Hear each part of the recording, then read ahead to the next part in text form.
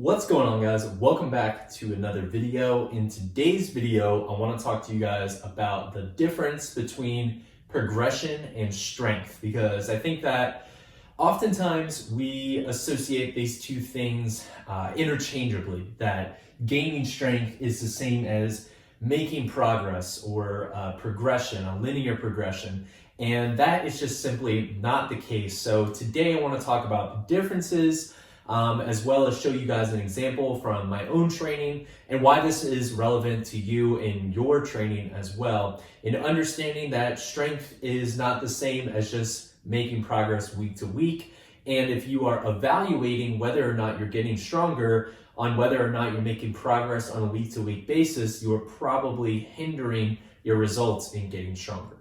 As you see, I have linear progress does not equal gaining strength written up here. And I think that for most of us, this will come as a little bit of surprise. We'll have some resistance to that statement. However, I think that is the fault of the industry, and not even so much the fault of the industry so much as their attempt to make what is complex simple for us to understand.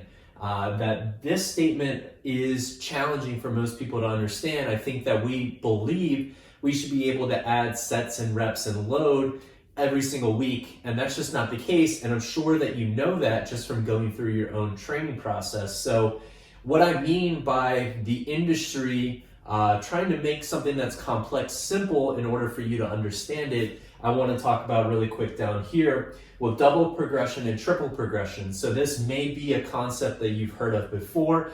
It's essentially an easy way for you to understand how you should try to progress on a week-to-week basis. And so it looks something like this. Week 1, we do 3 sets of 8 with 100 pounds. Week 2, 4 sets of 8 with 100 pounds.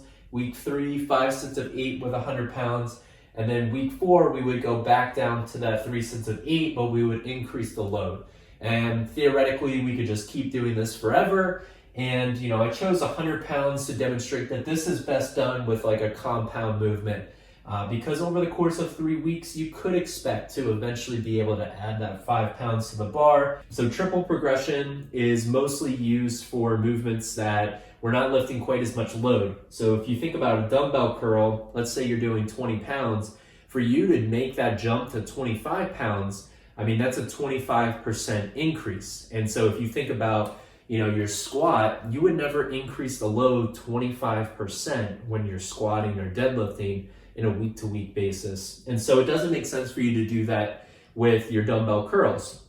And so what we do with triple progression is we stretch it out. So we start 3 sets of 8 with 20 pounds, 3 sets of 10, 3 sets of 12, then we go to 4 sets of 8, and so on until eventually we get to 5 sets of 12 with a weight. And then we start all the way back over at that 3 sets of 8, but at that point, we can increase the load.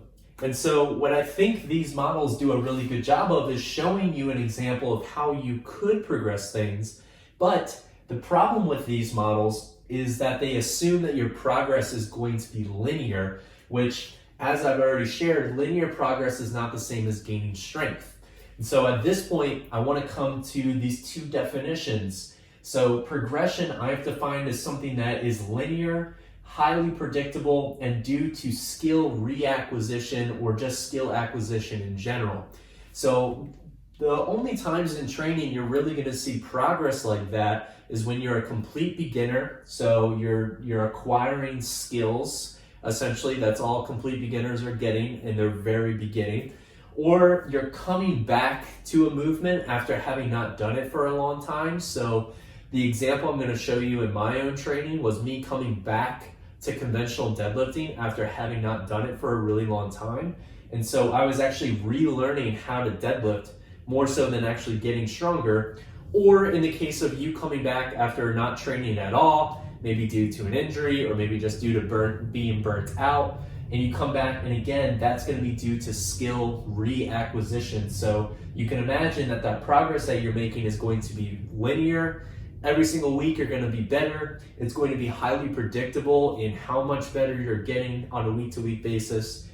But when we look at actually gaining strength, so going from where you're currently at to a new 1 rep max, or in the case of something like a biceps curl, just being able to do more volume and create more tension over time to be able to actually build your muscles, actually gaining strength is going to be less linear. It's going to be less predictable.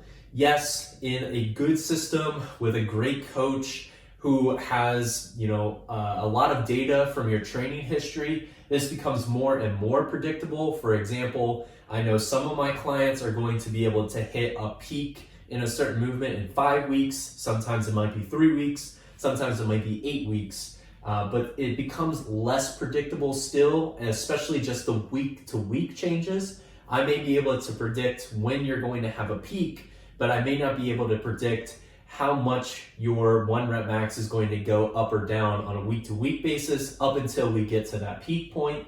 And gaining strength is due to neural adaptations.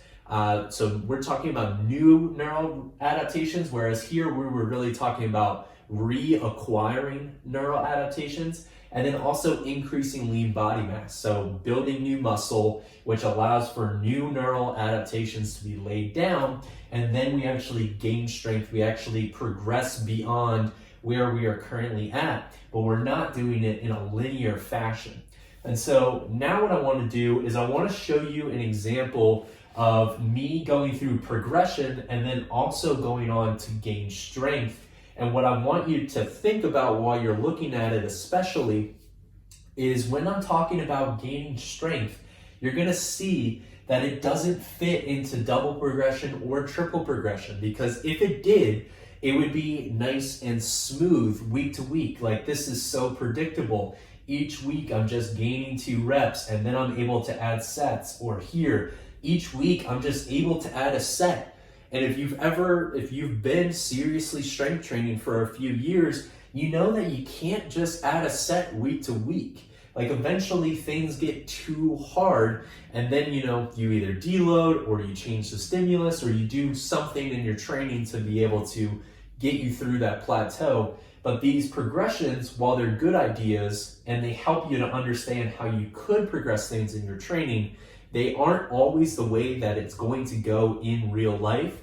And so that's what I want you to keep in mind when I write up on the board here what an example of from my own training, the difference between progression and strength. All right, so up here I have the last 3.5 months worth of conventional competition deadlifts. I have just my top sets, and I didn't put any of the RPEs on here just because it would have gotten a little bit messy. But I want to demonstrate to you the difference between progression and strength using my own training. So I hadn't done any conventional deadlifts prior to this for several months. Can't think of when the last time was off the top of my head, but it had been a long time since I had trained them consistently.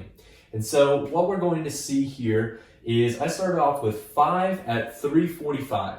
Now this is about 100 pounds less than my best all-time 5 rep max. In fact, it's 105 pounds exactly.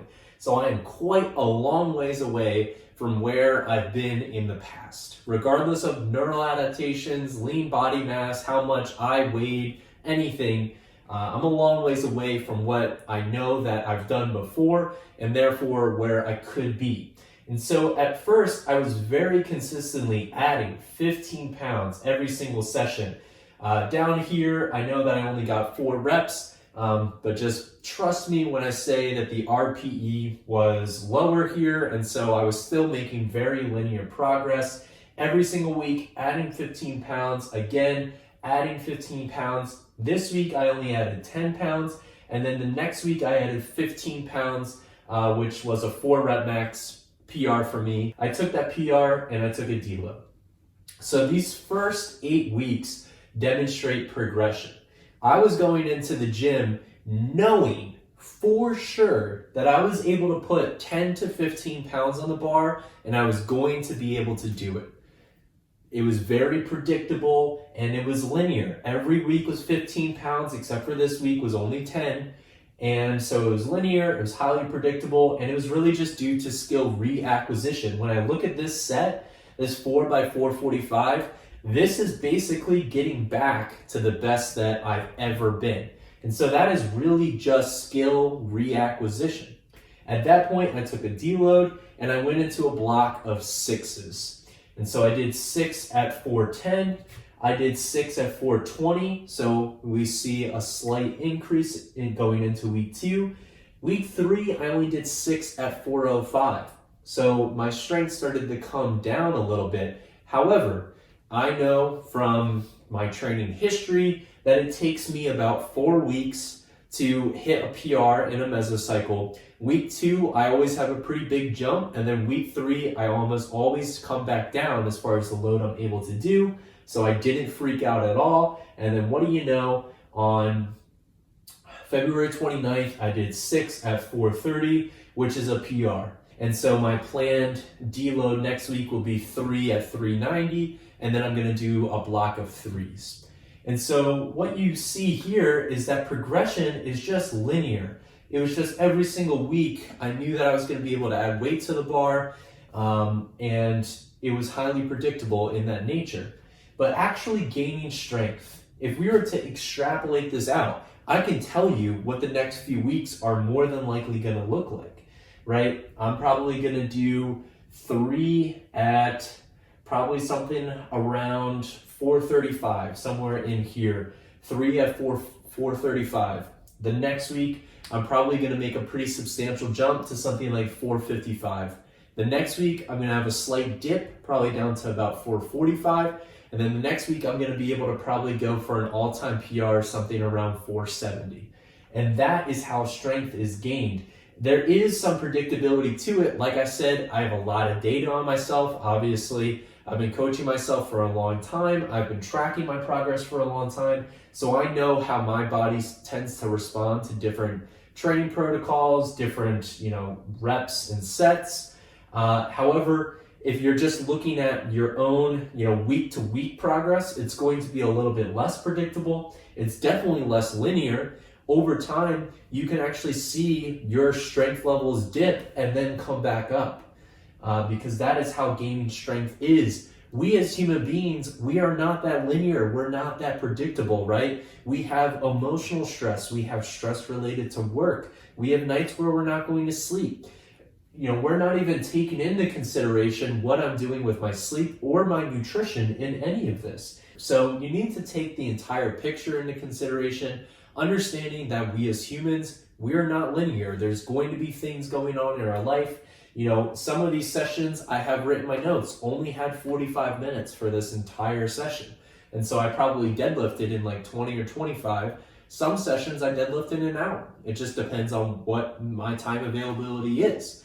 And so it's important to understand that the progression that you're going to see is not going to be linear when you're actually gaining strength, when you're building lean body mass, when you're creating new neural pathways, not when you're just reacquiring skill that you already had in the past.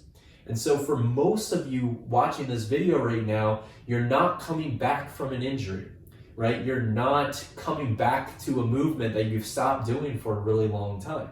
Most of you are keeping movements in your training for the majority of your training. And so yes, maybe you do a high bar squat instead of a low bar squat as a variation for a few months. And when you go back to low bar squatting, you would expect maybe something like these last 5 weeks where it's very linear. You're not quite as strong as when you used to low bar squat consistently, and then you see very linear progression.